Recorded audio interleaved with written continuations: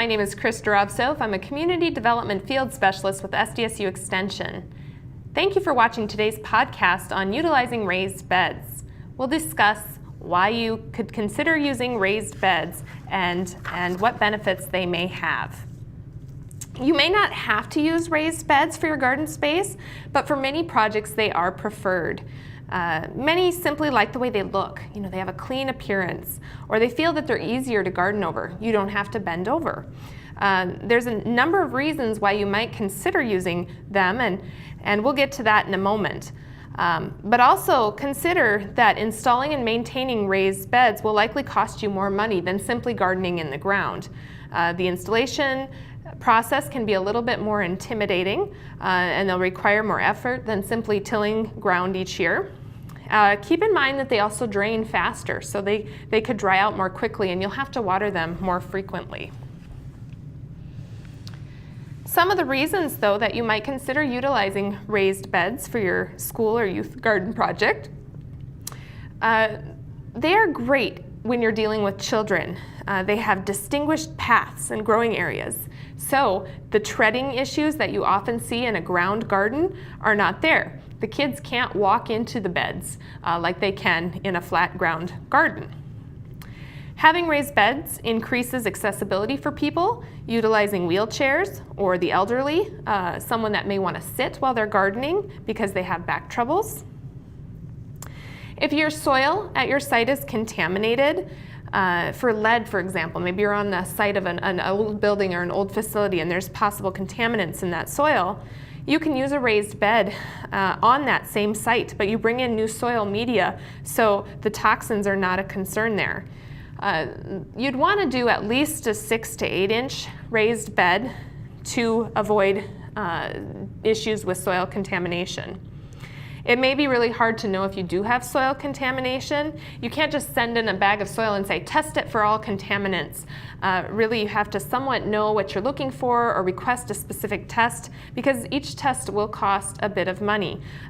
For example, I did a lead test recently, and it cost around $60 to test for lead for one of the sites that I was working with.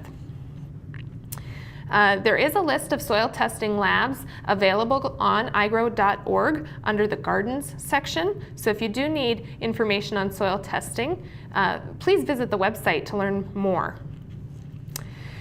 In a raised bed, there is also more production per square foot. In a traditional home garden, good management may yield about 0.6 pounds of vegetables per square foot. Records of production over 3 years at a project at Dawes Arboretum in Newark, Ohio indicated that they got 1.24 pounds of food per square foot. When you're in a raised bed, you're not dealing with all the rows, and the spacings are usually nice and tight, so you get really good production out of that box space. Vegetables are planted very densely in a raised bed, so ideally you plant them just far enough so that they don't crowd each other, but they're close enough to shade out weeds, because you're not going to be necessarily using hoe in a raised bed. You may have to do some weeding, of course, but you grow things tightly so that the weeds and the competition don't have a lot of room to grow. Soil compaction is an issue when you're gardening, and soil that's walked on and treaded on often will become more compact. And so having this nice raised bed, no one will be walking on the soil, so that soil can potentially stay looser.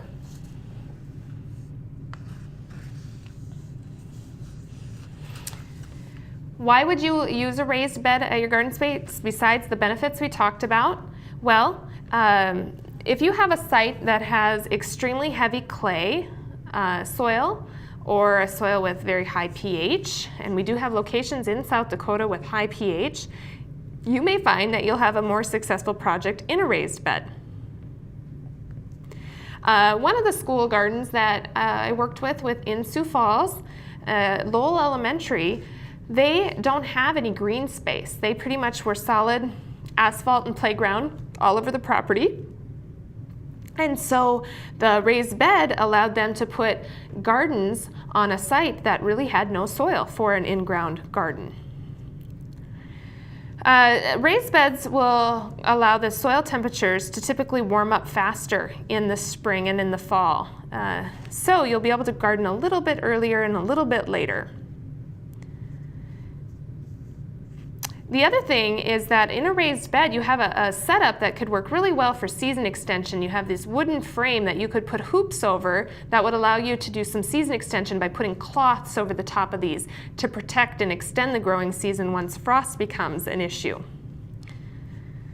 As mentioned earlier, some just like that cleaner look. You know, a big concern is, well, will this garden look weedy and out of control, and what can we do to make it sure that it's aesthetically pleasing to the site?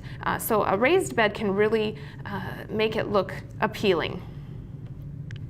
And additionally, when gardening, you know, your garden can be, a raised bed can be up high, up to even waist level, and that can really make gardening easy for adults or children. You'll just want to make sure that your garden is to the appropriate height. And I do encourage you to visit iGrow.org and watch our other podcasts on constructing raised beds, and that will give you more information on how to actually put a raised bed together. If you have any questions on this topic or other topics related to local food systems, feel free to contact me. And again, thank you for watching this iGrow podcast.